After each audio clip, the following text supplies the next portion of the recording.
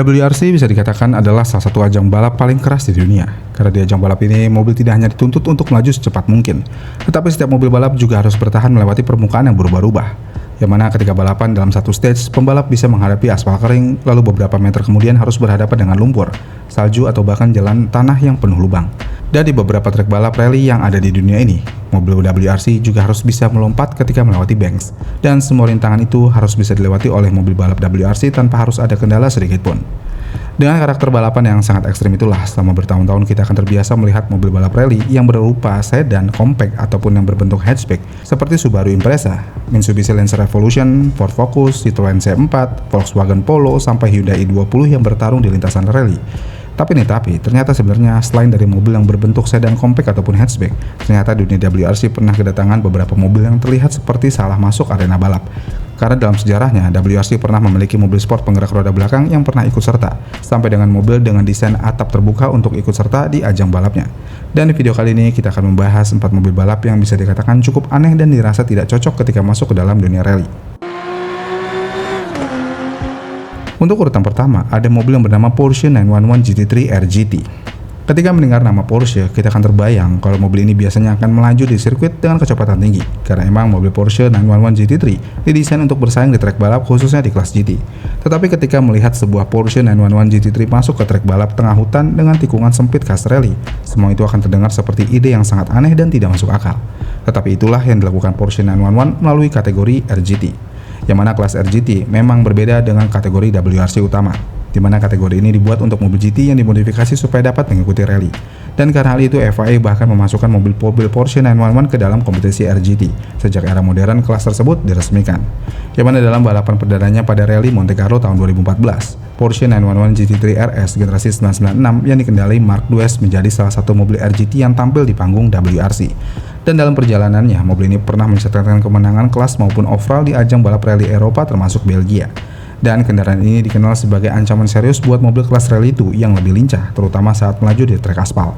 Karena kesuksesannya itu di ajang balap rally, setelah Porsche 911 GT3 RGT muncul di tahun 2014, berbagai Porsche lainnya seperti 997 GT3 yang digunakan Richard Tutil dan kemudian Romain Dumas mulai lahir dan bersaing di ajang balap rally kelas RGT.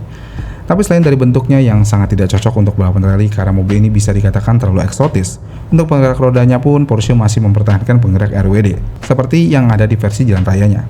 Yang mana mobil WRC biasanya akan dirancang untuk mendapatkan traksi sebanyak mungkin, dan karena itulah sistem penggerak 4 roda menjadi senjata utama di ajang balap WRC ini.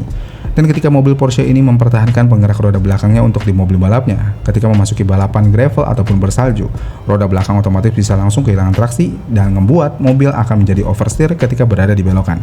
Dan hal inilah yang membuat mobil Porsche 911 GT3 RGT akan terlihat sangat aneh dan tidak masuk akal untuk ikut serta di balapan rally. Kalau Porsche terlihat aneh karena terlalu eksotis, mobil kedua ini dinilai aneh mungkin karena bentuk dasarnya justru terlalu biasa. Dan mobil ini Mini John Cooper Works WRC. Yang mana karena dalam sejarahnya Mini pernah mendominasi ajang balap rally khususnya di Monte Carlo pada tahun 60-an. Mobil ini diperkenalkan untuk kembali membawa nama Mini ke dunia rally modern. Tapi masalahnya adalah Mini tidak menggunakan hatchback Mini biasa untuk basis mobil balapnya, melainkan mereka malahan memilih Mini Countryman ataupun mobil berbentuk crossover yang memiliki bodi lebih tinggi dan lebih besar dibandingkan Mini hatchback konvensional.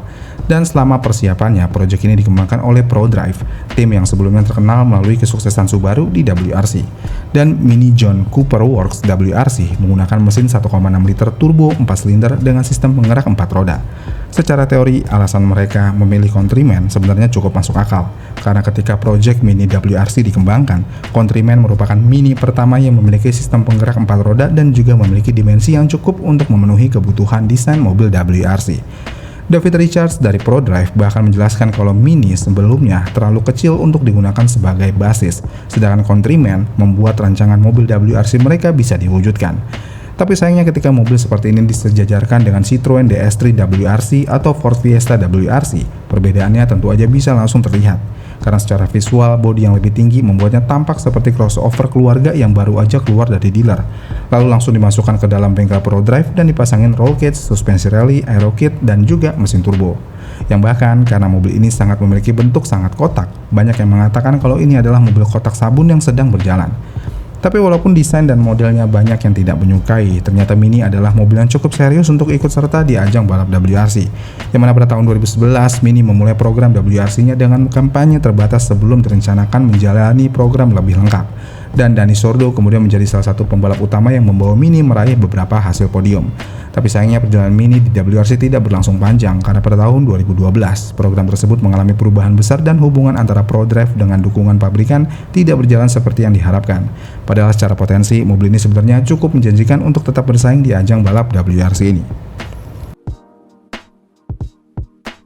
Untuk mobil ketiga yang bisa dikatakan cukup aneh di ajang balap WRC ada pada Abarth 124 Rally. Yang mana kalau mobil WRC biasanya menggunakan hatchback dengan 4 pintu atau setidaknya bodi yang kompak, untuk produsen yang bernama Abarth ini justru membawa sebuah roadster 2 tempat duduk untuk di balapan rally. Yang mana untuk basisnya, mobil ini berasal dari Abarth 124 Spider, sebuah mobil sport kecil yang secara desain dibuat untuk menikmati jalanan berkelok.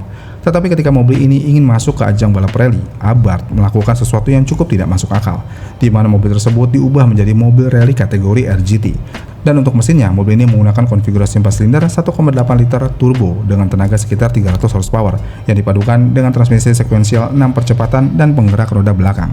Dan karena mobil ini pada dasarnya adalah roadster, bentuknya tentu aja akan jauh berbeda dari mayoritas mobil rally yang ada. Di mana untuk membuatnya siap berlomba, atap kain pada versi jalan raya diganti dengan hardtop berbahan komposit karbon Kevlar. Dan untuk bagian interiornya, mobil ini juga benar-benar diberubah. Karena untuk interiornya, mobil ini dilengkapi kursi balap, harness 6 titik, roll cage dan berbagai perlengkapan keselamatan lainnya, yang ngebuat mobil kecil ini berubah menjadi mesin rally yang serius, yang bahkan Abarth mencatatkan kalau bobot kosong mobil spek rally ini hanya di sekitar 1000 kg aja. Dan untuk debutnya, mobil ini melakukan debut kompetitifnya di panggung WRC pada Rally Italia Sardinia pada tahun 2016 sebagai bagian dari pengenalan proyek tersebut. Sebelum akhirnya mereka benar-benar tampil dalam kompetisi pada tahun 2017. Dan ternyata konsep tersebut tidak sekedar gimmick dari produsen Abarth aja, karena Abarth 124 Rally mampu memenangkan kategori RGT dalam sejumlah kompetisi, yang bahkan pada Tour de Corse tahun 2019 yang menjadi bagian dari WRC, Abarth 124 Rally berhasil memenangkan kategori RGT dan mengalahkan Porsche 911 GT3 RGT yang menjadi pesaing utamanya.